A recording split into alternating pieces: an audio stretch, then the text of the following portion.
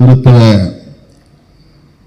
சமூக கட்டமைப்புக்குள் தலித்துகள் பெரும்பான்மையாக இருந்தாலும் கூட அவர்கள் அதிகார மையத்தை நெருங்குவதற்கு எவ்வளவு போராட வேண்டியிருக்கிறது என்பதை மேலோட்டமாக சொன்னாலும் மனதில் பதியும்படி சொன்னார். அந்த போராட்டத்தில் வெற்றி பெற்று படிப்படியாக அவர் ஒவ்வொரு நிலைக்கும் உயர்ந்து சிஎஸ்ஐயுடைய மிக உயர்ந்த அவையில், சினாட் என்கிற மிக உயர்ந்த அவையில் பொதுச் செயலாளராக இருக்கையில் அமர்ந்து, அந்த ஆட்சி பீடத்தில் அமர்ந்து பணியாற்றக்கூடிய அளவுக்கு வளர்ந்திருக்கிறார் என்பதை நாம் பாராட்டாமல் இருக்க முடியாது. அதற்கு எந்த அளவுக்கு அவர் இடர்களை சந்தித்திருக்க நேர்ந்திருக்கும், எவ்வளவு போராட்டங்களை கடந்து முன்னேறியிருப்பார், இதையெல்லாம் நாம் விவரித்தால் மணிக்கணக்கிலே பேச வேண்டியிருக்கும்.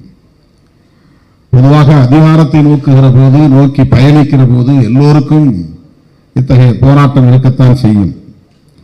ஆனால் தலித் என்கிற ஒரு அடையாளம் கூடுதலான சுமையாக மாறுகிறது, பெருஞ்சுமையாக மாறுகிறது. பெரும்பாலும் கவனிப்பாரற்ற நிலையிலே இவர்கள் இருப்பார்கள். அந்த உரிமையை, அதிகாரத்தை நோக்கி முன்னேறுகிற போது பெரும் சிக்கல்களை, நெருக்கடிகளை, வதந்திகளை, அவதூறுகளை சந்திக்க நேரிடும். அவற்றையெல்லாம் முறியடித்து அனைத்து தரப்பாரின் நன்மதிப்பை பெற்று, ஜனநாயக சக்திகளின் ஆதரவை பெற்று, ஆட்சி பீடம் என்கிற புள்ளிக்கு வருவதற்கு பெரும்பாடுபட வேண்டியிருக்கும். அப்படி அரும்பாடுபட்டு பெரும்பாடுபட்டு ஒரு உயர்ந்த புள்ளியில் அண்ணன் ரத்தினராஜா அவர்கள் வந்து அமர்ந்த நிலையில்தான் இன்றைக்கு மாண்புமிகு முதல்வர் அவர்களின் நம்பிக்கையை பெற்று இந்த அமைப்பின் தலைவராகவும் பொறுப்பேற்றிருக்கிறார். திருமாவளவனும் பரிந்துரைத்தார் என்று அண்ணன் இனிக்கு இருதராஜ் இங்கே பதிவு செய்தார். எல்லா பரிந்துரைகளும் செல்லுபடியாவதில்லை. பரிந்துரைக்கப்படுகிற நபரும் அதற்கு தகுதியாக இருந்தால்தான் அது செல்லுபடியாகும். எவ்வளவோ பேருக்கு நாம் பரிந்துரைக்கிறோம். அவ்வளவு பரிந்துரைகளையும் திருமாவளவன் சொல்லிவிட்டார் என்று செய்துவிட முடியாது. பரிந்துரைக்கப்படுகிற நபர் அதற்கு தகுதியானவராக இருக்கிறாரா, நம்பிக்கைக்குரியவராக இருக்கிறாரா, மக்கள் நலனில் அக்கறை உள்ளவராக இருப்பாரா என்பதையெல்லாம் ஆய்வு செய்யாமல் முதலமைச்சராக இருந்தாலும் அவருக்கு துணை நிற்கக்கூடிய யாராக இருந்தாலும் முடிவு செய்ய மாட்டார்கள். ஆகவே இந்த பொறுப்புக்கு அவரை தேர்வு செய்திருக்கிறார் முதலமைச்சர் என்று சொன்னால், இந்த இருக்கையில் அமர்ந்து சிறப்பாக செயல்படுகிற வல்லமை அண்ணன் பெர்னாண்டஸ் ரத்தினராஜா அவர்களுக்கு உண்டு என்பதை மாண்புமிகு முதலமைச்சர் அவர்கள் உணர்ந்துதான் இந்த வாய்ப்பை தந்திருக்கிறார். ஆகவே அண்ணன் அவர்கள் படிப்படியாக போராடி போராடி ஒவ்வொரு புள்ளியாக உயர்ந்து இந்த இடத்திற்கு வந்திருக்கிறார் என்கிற போது லட்சக்கணக்கான விடுதலை சிறுத்தைகளின் சார்பில் அவரை பாராட்டவும் வாழ்த்தவும் நான் கடமைப்பட்டிருக்கிறேன். இந்த பொறுப்பு, இப்படி ஒரு அமைப்பு இருப்பதே பலருக்கு தெரியாது. நம்முடைய தோழர்கள் சொன்னதை போல இப்படி ஒரு அமைப்பு இருப்பதே பலருக்கு தெரியாது. ஏன் கிறிஸ்தவ சமூகத்திற்கே தெரியாது. அந்த அமைப்பில் இன்றைக்கு நல்ல ஆற்றல் வாய்ந்த ஒருவரை தலைவராக தமிழ்நாடு அரசு, தமிழ்நாடு முதல்வர் நியமித்திருக்கிற நிலையில் இதனை பயன்படுத்திக் கொள்ள வேண்டும். இங்கே கௌதம சொன்னபோதுதான் எனக்கே தெரிய வந்தது. வசந்தும் சொன்னார், முதல் முறையாக தமிழ்நாடு வரலாற்றில் பௌத்த சமூகத்தை சார்ந்தவர்கள் ஆண்டுதோறும் நாக்பூருக்கு யாத்திரை செல்லுகிறார்கள். அவர்களுக்கு அரசு பொறுப்பேற்று ரயில் வண்டியிலே போய் வருவதற்குரிய செலவை தமிழ்நாடு அரசு முதல் முறையாக ஏற்றுக்கொண்டிருக்கிறது. அதற்கான உத்தரவை பெறுவதில் அல்லது அந்த நிதியை ஒதுக்கீடு செய்வதில் அண்ணன் ரத்தினராஜா அவர்கள் இந்த இருக்கையில் இருப்பதனால் உடனடியாக அதற்கு அனுமதி அளித்திருக்கிறார். அதன் பிறகு அரசு அதை ஈடு செய்யும்.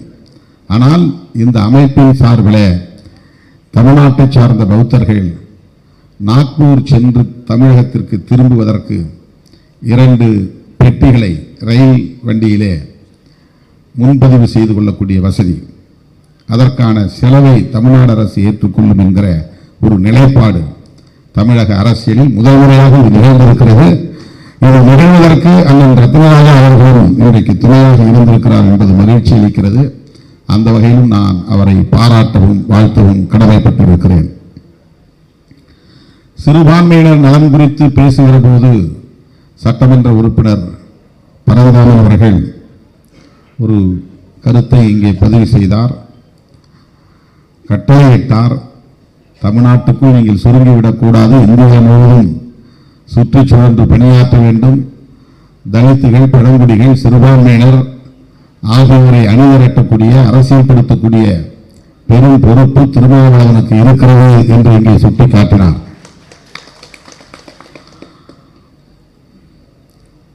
அந்த நோக்கில் கடந்த 4 நூற்றாண்டுக்கு மேலாக இந்த இயக்கம் பணியாற்றி வருகிறது.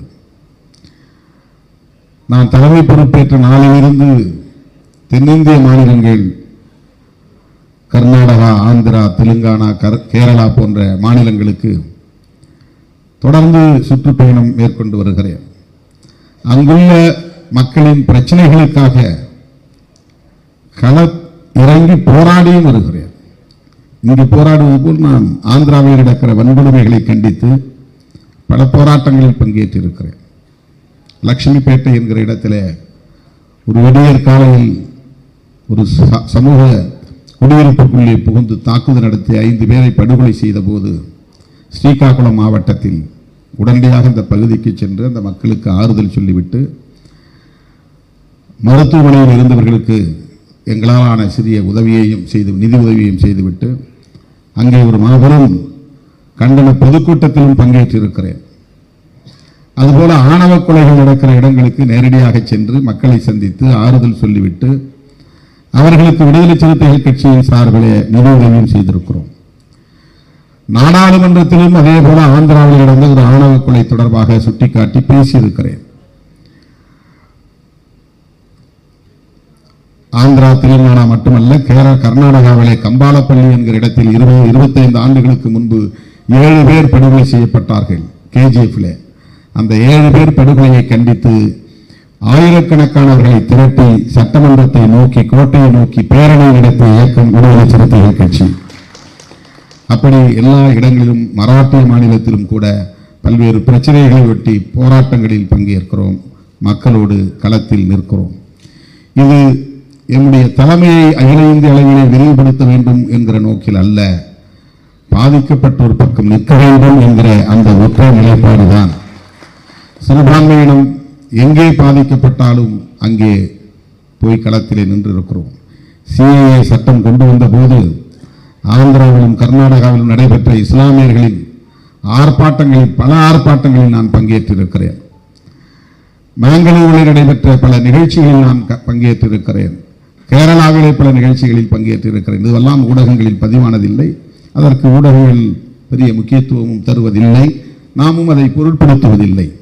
அப்படித்தான் இன்றைக்கும் திராவிட முன்னேற்ற கழகத்தின் தலைமையிலான கூட்டணியில் விடுதலை சிறுத்தைகள் கட்சி இணைந்து 7 ஆண்டுகளுக்கு மேலாக தொடர்ந்து பயணித்துக் கொண்டிருக்கிறது.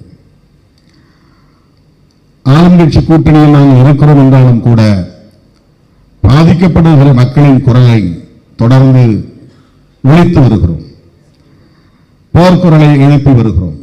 இந்த புரிதல் திமுகவுக்கும் உண்டு, விடுதலை சிறுத்தைகளுக்கும் உண்டு. இதுதான் அரசியல் முயற்சி என்பது. கூட்டணியில் இருப்பதனால் உரிமை குரல் எழுப்பக்கூடாது என்று ஒருபோதும் திமுக நினைக்காது. முத்தமிழறிஞர் கலைஞர் எல்லாவற்றுக்கும் முத்தாய்ப்பாக பல முழக்கங்களை அப்போதே உருவாக்கி இருக்கிறார். உரிமைக்கு குரல் கொடுப்போம், உறவுக்கு கை கொடுப்போம். இது முத்தமிழறிஞர் கலைஞரின் ஒரு முழக்கம். ஆகவே எல்லோருக்கும் பொருந்தும். நாங்கள் உறவுக்கு கை கொடுத்து நிற்கிறோம், அதே நேரத்தில் உரிமைக்கு போர்க்குரல் எழுப்புகிறோம். அதுதான் மது ஒழிப்பு மாநாடு. மது ஒழிப்பு மாநாட்டை பற்றி பலரும் இன்றைக்கு விமர்சிக்கிறார்கள். எப்படி திமுக பிரதிநிதிகள் வந்து பங்கேற்கலாம் என்று. திமுகவே அந்த முடிவு செய்கிறது என்றால் திமுகவுக்கு அரசியல் தெரியாமல் அந்த முடிவை செய்யாது. 75 ஆண்டு காலம் தமிழக மண்ணில் இந்திய அரசியல் களத்தில் பெரும் தாக்கத்தை ஏற்படுத்தி வருகிற ஒரு இயக்கம், பவள விழா கொண்டாடி இருக்கிற இயக்கம், தந்தை பெரியார், பேரறிஞர் அண்ணா, முத்தமிழறிஞர் கலைஞர் போன்ற தலைவர்களால் பண்படுத்தப்பட்ட வழிநடத்தப்பெற்ற ஒரு இயக்கம். அந்த இயக்கம் இன்றைக்கு தொடர் வெற்றிகளையும் பெற்று வருகிறது. மக்கள் செல்வாக்கு இல்லாமல், ஆதரவு இல்லாமல் இப்படி தொடர் வெற்றிகளை பெற முடியாது. பெரியார் காலத்திலிருந்தே திராவிட அரசியலுக்கு எதிரான சதிவலை பின்னப்பட்டது. அண்ணா காலத்திலேயே திமுகவை அழித்து வைக்க வேண்டும் என்று எவ்வளவோ முயற்சிகளை மேற்கொண்டார்கள். கலைஞர் காலத்தில் அதைவிட கடுமையாக திமுகவுக்கு எதிராக, குறிப்பாக கலைஞருக்கு எதிராக எவ்வளவோ அவதூறுகள் பரப்பப்பட்டன.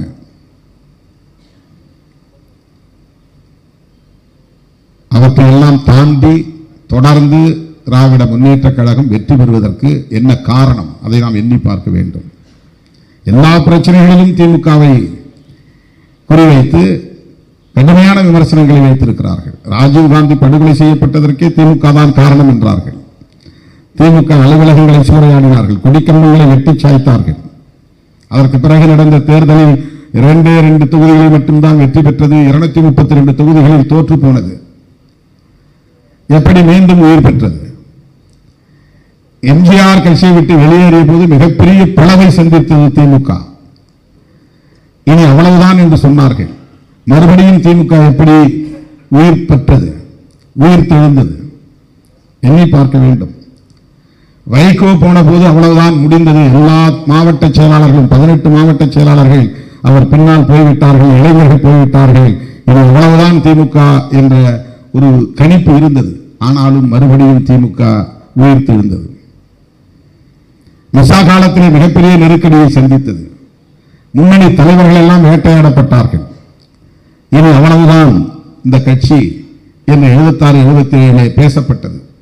இதெல்லாம் அரசியல் களத்தில் இருப்பவர்கள் புரிந்து கொள்ள வேண்டும் என்பதற்காக சொல்லுகிறேன். இது திமுகவுக்கு வக்காலத்து வாங்குகிற பேச்சல்ல. ஒரு இயக்கம் எப்படியெல்லாம் போராடி மீண்டும் மீண்டும் உயிர்த்தெழுந்து நிற்கிறது களத்தில் என்பதை புரிந்து கொள்ள வேண்டும். வெறும் விமர்சனங்களால் ஒரு இயக்கத்தை வீழ்த்திவிட முடியாது. அவதூறுகளால் ஒரு இயக்கத்தை வீழ்த்திவிட முடியாது. வதந்திகளால் ஒரு இயக்கத்தை வீழ்த்திவிட முடியாது. அவ்வளவு அவதூறுகளையும் தாண்டி போட்டியிட்ட அத்தனை தேர்தல்களையும் தொடர்ந்து வெற்றி பெற்ற ஒரு தலைவர் இந்தியாவில் முத்தமிழறிஞர் கலைஞர் அவர்கள் மட்டும்தான். அத்தனை தேர்தல்களையும் வெற்றி பெற்றார். திமுக ஆட்சியை இழந்திருக்கலாம், தோல்வியை அடைந்திருக்கலாம். ஆனால் மறுபடியும் அவர் போட்டியிட்ட அனைத்து தேர்தல்களிலும் வெற்றி பெற்றார். ஈழத் தமிழர்களுக்கு எதிரான இனப்படுகொலை நடந்த நேரத்தில் எவ்வளவு பெரிய விமர்சனம் காங்கிரசோடு நின்றது. காங்கிரசுக்கும் திமுகவுக்கும் எதிரான கடுமையான விமர்சனம் இருந்தது. ஆனால் அந்த 2009 தேர்தலிலும் திமுக, காங்கிரஸ், விசிக கூட்டணி 28 இடங்களுக்கு வெற்றி பெற்றது. 30 இடங்கள் கிட்டத்தட்ட வெற்றி பெற்றது. எப்படி தமிழ்நாட்டு மக்கள் இவ்வளவு விமர்சனங்களையும் தாண்டி இந்த கட்சிக்கு வெற்றியை தருகிறார்கள்? எப்படி 6வது முறையாக ஒரு ஆட்சி பீடத்திலே அமர முடிந்தது? இயக்கம் நடத்துகிறவர்களுக்கு இந்த புரிதல் தேவை. நான் ஒரு கட்சியின் தலைவர் என்கிற முறையில் இந்த ஒரு ஆய்வை முன்வைக்கிறேன். இது ஒரு ஆய்வு தான், இது ஒரு அனாலிசிஸ், ஒரு பொலிட்டிக்கல் அனாலிசிஸ். இவ்வளவு கடுமையான விமர்சனங்களை தாண்டி ஒரு இயக்கம் எப்படி மீண்டும் மீண்டும் ஆட்சி பீடத்தில் அமர முடிகிறது, தொடர் வெற்றிகளை பெற முடிகிறது என்றால் மக்களுக்கும் அவர்களுக்கும் இடையே உள்ள நெருக்கம்தான். மக்களோடு அவர்கள் களத்திலே இணைந்து நிற்கிற அந்த இணக்கம்தான். அப்படிப்பட்ட அந்த இயக்கத்தோடு இன்றைக்கு விடுதலை சிறுத்தைகள் கட்சி கூட்டணி வைத்திருக்கிறது. போகிற போக்கில் அற்பர்கள் வீசுகிற விமர்சனம் 2 இடங்களுக்காக, 3 இடங்களுக்காக, தேர்தல் களத்திலே 2 இடங்களுக்காக, 3 இடங்களுக்காக இருக்க வேண்டும் என்று நான் கருதினால் எந்த கதவையும் மூடக்கூடாது. நான் பாமகவோடு எனக்கு உறவில்லை, பாஜகவோடு சேர மாட்டோம் என்றெல்லாம் நான் கதவை மூடக்கூடாது. சராசரியான அரசியல்வாதியாக இருந்தால் நான் எல்லா கதவைகளையும் மூடிவிட்டு தேர்தல் அரசியலில் நிற்கிறேன் என்று சொன்னால் அதற்கு நாங்கள் ஏற்றுக்கொண்ட கொள்கையில் உறுதியாக இருக்கிறோம். அந்த கொள்கை தான் எங்களுக்கு முதன்மையானது என்கிற அடிப்படையில் தான். ஒரு டிப்பிக்கல் பொலிட்டிஷியன் அப்படி செய்ய முடியாது. இதான் ஓப்பன் பண்ணி வச்சுக்கணும். நாளைக்கு நாங்கள் பிஜேபியோடும் போவோங்கிற ஒரு பயம் இருந்தால் தான் திமுக கூட்டணியும் எங்களால் பேச முடியும். பாமகவோடு சேர முடியும் என்ற கதவை நான் திறந்து வைத்திருந்தால் தான் ஒரு கூட்டணியில் எங்களால் நீங்கள் நினைப்பதைப் போல அந்த பேரத்தை பேச முடியும். ஆனால் அதையெல்லாம் நாங்கள் மூடி வைக்கிறோம், தெரிந்துதான் செய்கிறோம், வேண்டாம் என்று சொல்லுகிறோம். இதற்கும் ஒரு துணிச்சல் தேவை. அந்த துணிச்சல் விடுதலை சிறுத்தைகள் கட்சிக்கு உண்டு. இன்றைக்கும் நான் காஞ்சிபுரத்தில் சொன்னேன், அதுவும் நான் சொன்னதல்ல, தமிழர் தலைவர் சொன்னது.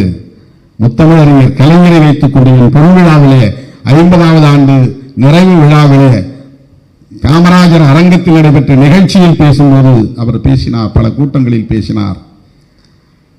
திகாவும் திமுகவும் இரட்டை குழல் துப்பாக்கி, இதுதான் கடந்த கால பழமொழி. இப்போது நான் சொல்லுகிறேன், விசிக 3வது குழல், அந்த துப்பாக்கி 3வது குழல் என்று சொன்னார். இதை சொல்லுவதற்கு நான் பெருமைப்படுகிறேன். ஏன், எப்படி சொல்ல முடியும்? மற்ற கட்சி கூட்டணி கட்சிகள் எவ்வளவோ தொடர்ந்து இயங்கக்கூடிய கூட்டணி கட்சிகளை எப்படி சொல்ல முடியுமா? விடுதலை சிறுத்தைகள் 3வது குழல் என்று சொன்னால் பெரியார் அரசியலை உள்வாங்கி இருக்கக்கூடிய அந்த லெகசி, அந்த பொலிட்டிக்கல் லெகசி. தோழர்களே, அப்படிப்பட்ட இந்த இயக்கம் இன்றைக்கு திராவிட முன்னேற்ற கழகத்தோடு இணைந்து பயணிக்கிறது. திராவிட முன்னேற்ற கழகம் முன்னெடுக்கிற முயற்சிகளுக்கு உற்ற துணையாக இருக்கிறது. அது முன்னெடுக்கக்கூடிய அடுத்தடுத்த நகர்வுகளுக்கும் துணையாக இருக்க வேண்டும் என்று விரும்புகிறோம். அந்த களத்திலே எங்களை போன்றவர்கள் விடுக்கிற வேண்டுகோள் அங்கொன்றும் இங்கொன்றும் நிறைவேற்றப்படுகிறது என்றால் அதுவே எங்களுக்கு மகிழ்ச்சியை தருகிறது. அப்படித்தான் அண்ணன் பெர்னாண்டஸ் ரத்னராஜா அவர்களுக்கு நாங்கள் விடுத்த வேண்டுகோள். நான் மட்டும் ரெக்கமெண்ட் பண்ணியிருக்க மாட்டேன், பலரும் ரெக்கமெண்ட் பண்ணியிருப்பாங்க. ஒரு நபர் மட்டும்தான் ஒருத்தருக்கு பரிந்துரைப்பார் அப்படின்னு இல்லை. பெர்னாண்டஸ் ரத்னராஜா அவர்களை நான் பல ஆண்டுகளாக அறிவேன், மதுரையிலிருந்து அறிவேன். பல பிரச்சனைகளுக்காக அவரோடு நான் பேசியிருக்கிறேன். ஏறத்தாழ 20-25 ஆண்டுகளாக அவருக்கும் எனக்குமான உறவு நீடிக்கிறது. நான் மதுரையிலே அரசியல் மையம் கொண்டிருந்த காலத்தில் தலித் கிறிஸ்தவர் பிரச்சனைகள், பல பிரச்சனைகள், அந்த பிரச்சனைகளை முன்னெடுத்து செல்லுகிற போதெல்லாம் அவர் முன்னின்று தலித் மக்களுக்காக தன்னால் ஆணையை செய்திருக்கிறார், நலன்களை செய்திருக்கிறார். அதன் பிறகு அவர் இந்த இருக்கைக்கு ஜெனரல் செக்ரட்டரி என்கிற ஒரு பொதுச் செயலாளர் பொறுப்புக்கு வந்த பிறகும் அவரோடு இருக்கிற உறவு இன்னும் நல்லிணக்கமாகவே தொடர்கிறது. தலித் கிறிஸ்தவர்களுக்கு மட்டுமல்ல, அனைத்து சிறுபான்மை சமூகத்தினரின் நலன்களுக்காக, விளிம்பு நிலை மக்களுக்காக பாராட்டக்கூடிய ஒரு பரந்த பார்வை அண்ணன் ரத்னராஜா அவர்களுக்கு உண்டு. இந்த பொறுப்பை நல்ல முறையிலே பயன்படுத்தி சிறுபான்மை சமூகத்தினரின் நலன்களை மேலும் மேம்படுத்துவார். பொருளாதார தரத்தில் அவர்களை மேம்படுத்துவதற்கு பல திட்டங்களை வகுப்பார். முதல்வருக்கு அவர் உற்ற துணையாக இருந்து அந்த பணிகளை வெற்றிகரமாக முன்னெடுப்பார் என்கிற நம்பிக்கையோடு அவரை நெஞ்சார வாழ்த்து நன்றி கூறி முடிக்கிறேன். நன்றி, வணக்கம்.